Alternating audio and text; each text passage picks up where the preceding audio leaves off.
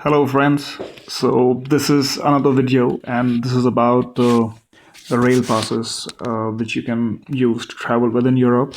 The one which I used was something called EU Rail Pass.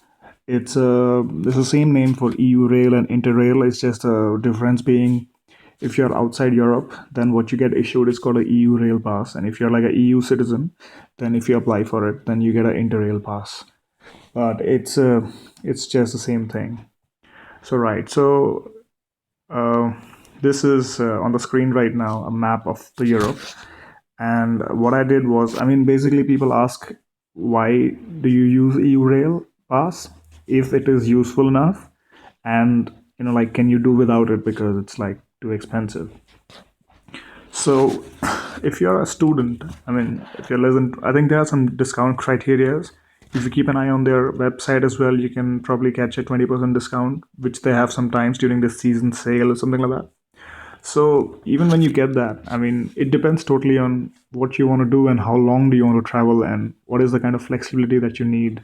If you have everything planned, like to the day, a month in advance, or like some, like 5 weeks in advance, if you know exactly what your trip is going to be like, then you're better off buying what do you call a bus ticket, or maybe this cheap airline tickets like Ryanair or even Wizz Air. I don't really know which all cheap airline operators are in operation as of today.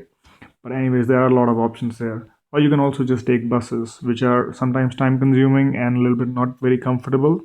But then, it's again one of these cheap options available. Right.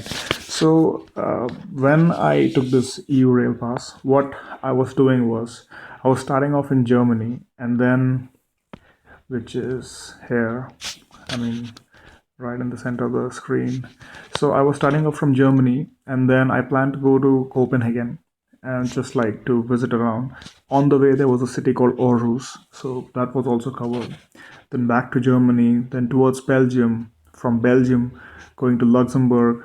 Actually, no, Belgium to Paris, which is in France. From France back to Luxembourg, and then from Luxembourg going again to Germany.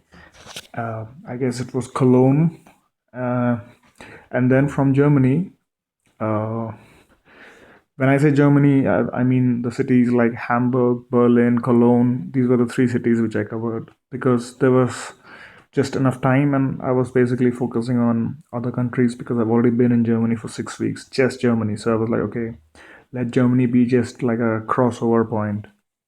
Right. So after Germany, then cross over to the other side, reach Prague. You have amazing connections from Berlin to Prague, so like there's no difficulty right there. Then from Czech, what I did was plan was eventually to move towards Italy. So from Czech, instead of going towards Slovakia, which could also be done using this EU Rail Pass, I was from Czech Republic going to Austria, then a quick trip in Austria, then from there entering Italy, and then going all the way from north in Venice to all the way closer to the southern side towards Rome, and also covering Vatican. And then from Vatican, moving up towards Milan, and then entering Switzerland. Now, if you're going to Switzerland, then your EU Rail Pass will, like it will work. But if you really want to use the local transport in um, in Switzerland, then I guess you're better off using their own Swiss Rail Pass. It's going to be 3 times more expensive than the EU Rail Pass, but I timed my trip. God, I timed my trip in a way that I had a 5 week EU Rail Pass, and since I'm more than 25 years of age, so I could only buy a first class EU Rail Pass, which was, I think it was quite good because you have these railway lounges on many of these train stations. And for a backpacker like me who's like, traveling or like sleeping on the go, it was quite useful because sometimes I would just, like while I was waiting for the train, or maybe I'd just arrive at the city in the morning and then I'd have a train the next day night or some odd hour. So for me, it was useful because I was kind of using these lounges a lot, and it's a free access, unlimited free access. So for me, it worked quite well. I didn't really know about this when I was actually buying the rail pass, but then like while waiting at one of the not air, while waiting at one of the train stations, I was just looking around, and then I found the lounge. And then when I went inside, then like accidentally I found out that, oh, there's like this is a DB. DB was one of these train operators, so it was a DB lounge. And then I was like sort of told in more detail about the EU Rail Pass benefits, and then I was like, wow, this is quite good. But anyways, so so this was sort of like like a rough trip detail that I did. And of course, the reason why I took the EU Rail Pass was because it gave a lot of flexibility. Like when you're in a place, and for me, it's just like, if I like it, I'm gonna stay there a bit more. If I don't like it, probably I'm just gonna move to the next place within 1 or 2 days. Depends how big or small the town is. So for me, EU Rail worked quite well. And also, all you got to do in the EU Rail is you don't have to book a ticket or something like this.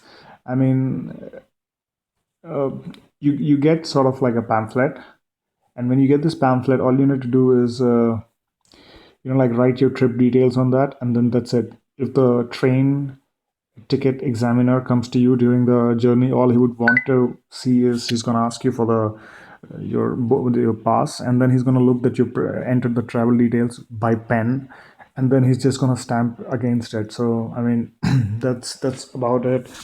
And the trains are quite nice and comfortable, and they have also free Wi-Fi. So I mean, it was easier for me to have Wi-Fi on the go, because I mean, I did not have a European SIM card with me while I was traveling. So basically, internet which I got was totally and wholly reliable or dependent on Wi-Fi. Right. So this was more or less my trip, and because of this factor, that I was traveling a lot, I was really gonna use a lot, and trains are much more expensive than buses. So for me, I feel I kind of utilize the value of the ticket. But if you just have a 7 day trip or something like that, and what you want to do is just go to a place and then like relax for 5 days, then EU Rail Pass is not for you. I mean, it'll be more economical to just buy something which is point A to point B. And if you're going to countries like Spain, France, or Italy, it's better off you don't like I mean, if you're just going to Italy or just going to Spain or France, because these trains, like the ICE trains, or I forgot the name, but Italy and Spain, they have their own. I forgot the name of the train operator, but you know what you have to do with that. So, like for example, when I had a Eurail pass in all of the countries like Germany, Luxembourg, or uh, like Czech Republic, Austria, all I had to do was just like like look for the train which I want to get in, and I just get in and sit there. But for the Italian trains and French trains and also the Spanish trains, you need to reserve a ticket for which there's a small fee. So despite like not having to buy a ticket, the ticket would probably cost you 70-80 euros depending on what season and what route you want to take it. But the cost of booking a seat would be maybe like 10 euros, which is again like not a big amount, but then you still have to pay after buying an expensive Eurail pass. So I would totally say that whether you want to use the EU Pass, or like whether you want to take it or not, totally depends on how you have planned your trip. If it's just like a very relaxed trip for 3-4 days where you're not gonna cover a lot of places and everything is all like planned well in advance, then you're better off without the EU Pass. And if you like like sort of like me, which is like like planning on the go, and I mean, of course, I sometimes I do plan trips well in advance to like exact day, but then sometimes I'm just like go with the flow kind of backpacking trip, and in those cases I found the EU Rail Pass was quite nice. um, if you're a student, less than 25 years of age or something like that, then I guess you can get a discount, as I said. And regarding the discount, I guess you'll have to just go to the EU Rail website and then find out more. uh, I mean, there are also some other information, but I'm gonna probably make another video. This was just like a little bit about my trip and whether or not you should get a EU-Rail pass. So based on this trip that I took, it was quite.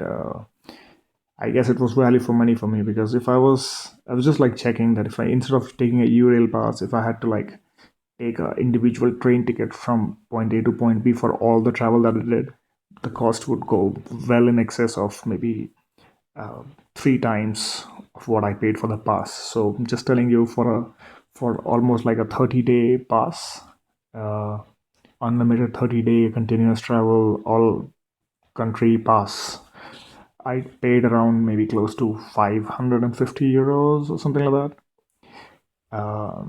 And if I had to do what I did, point A to point B, it was just like crazy expensive. So for me, even though it was expensive buying the Eurail pass, but it was worth the money because of the kind of travel that I was want to do. But like it's totally your call. But for me, I would, I mean, I could not say if I would recommend it or not. It's totally depending on how you want to plan your trip and what you have in your mind and what kind of travel you want to do. All right, so this was, I don't know, on the screen there was this EU Rail or Europe map. So probably while you're listening to all of the chatter, you'd probably like try to find some places to go. All right then, safe travels. And if you have any questions about EU Rail, you can always post a comment, and I can maybe try to answer depending on how much experience I have. All right then, safe travels. Have a nice day.